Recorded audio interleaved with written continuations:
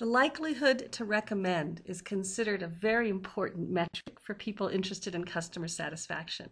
In this short video, I'm going to talk about how using a decision model that runs a simulation of the dynamics involved in likelihood to recommend can give us some pretty important insights into how this operates.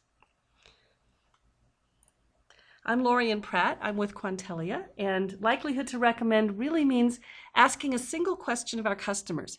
Would you recommend us to a friend? Why is it a good idea to ask this question?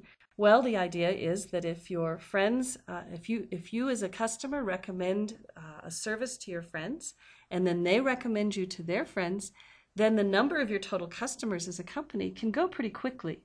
A lot of people have said this likelihood to recommend question, if you're going to ask one thing, that should be the question that you ask. It's a great representation of the overall satisfaction that your customers have in you as a company. And if you want to focus on one thing to improve, your likelihood to recommend should be what you focus on. Why is that? It's because of this explosive growth. Our goal today is to understand how likelihood to recommend works using a decision model. Now, I'm not going to show all of the details of likelihood to recommend. I'm not going to create a full likelihood to recommend model, but I am going to show a very short, small decision model that just has a few pieces that illustrates some pretty interesting dynamics about how likelihood to recommend plays out. So this is Quantellia's World Modeler tool. I'm going to close down the 3D window just so that we can take a look at our modeling environment. World Modeler kind of looks like Visio or PowerPoint.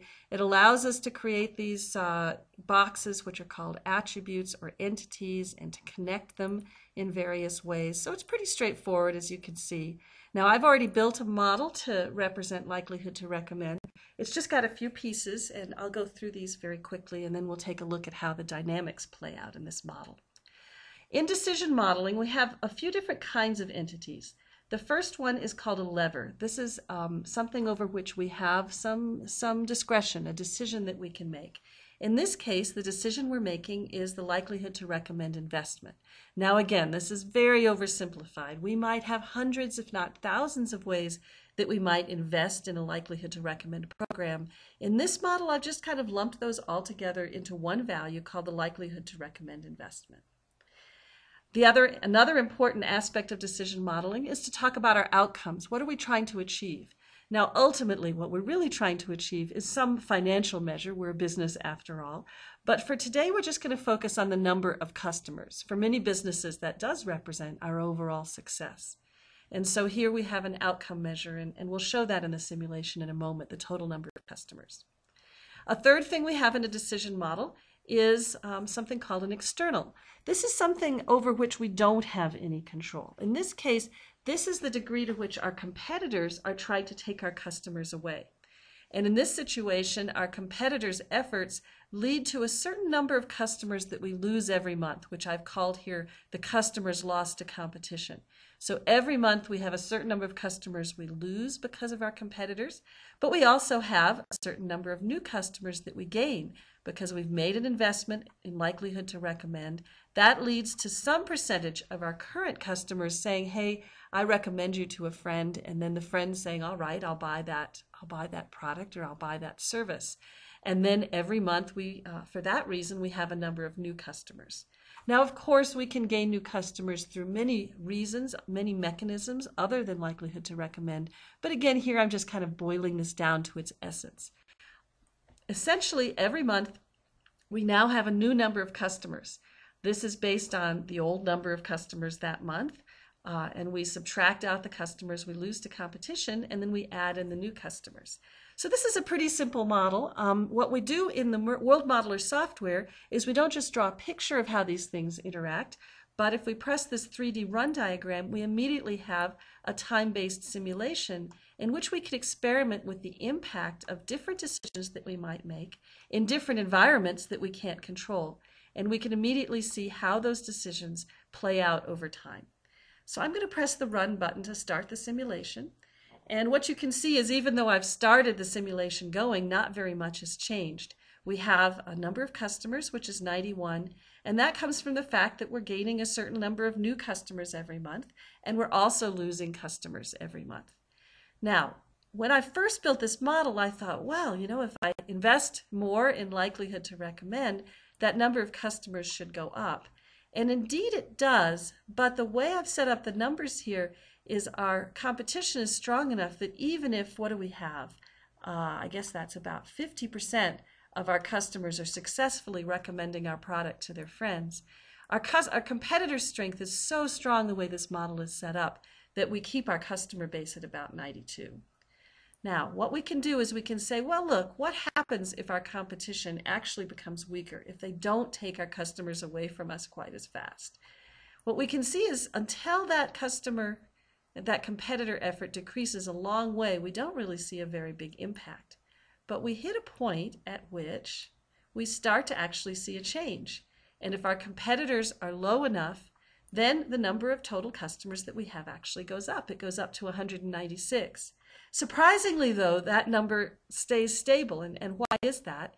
It's because the number of customers that are being taken away from us through competition every month is being pretty much exactly balanced by the number of new customers that we gain every month through this likelihood to recommend investment that we've made. So this is an interesting dynamic that if we take a fixed percentage of our customers away through competition, that can be precisely balanced by our likelihood to recommend. So we get this interesting interplay between efforts we make to gain new customers and what our competition does to take them away. However, as we increase our likelihood to recommend investment, it's interesting. If you'll notice, we hit a tipping point after a little while. Well, actually, that one's a new equilibrium. We're back up to 278.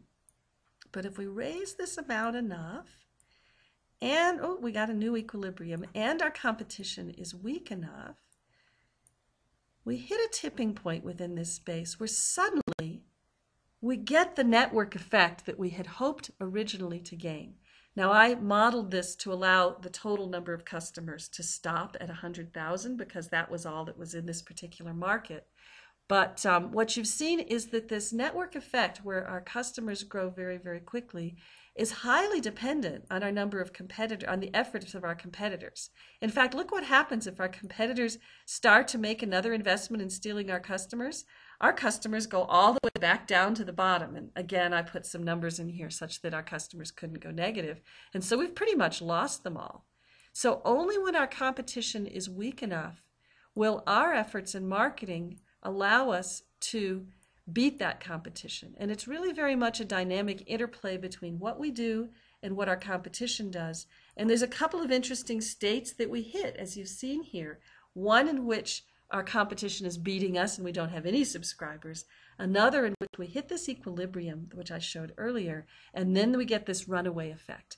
And that only happens in certain circumstances of our competitor making an investment and taking our customers balanced against our efforts to gain new customers, whether it's through likelihood to recommend or whether it's through other effects. Thank you very much for your time and attention. We are Quantellia.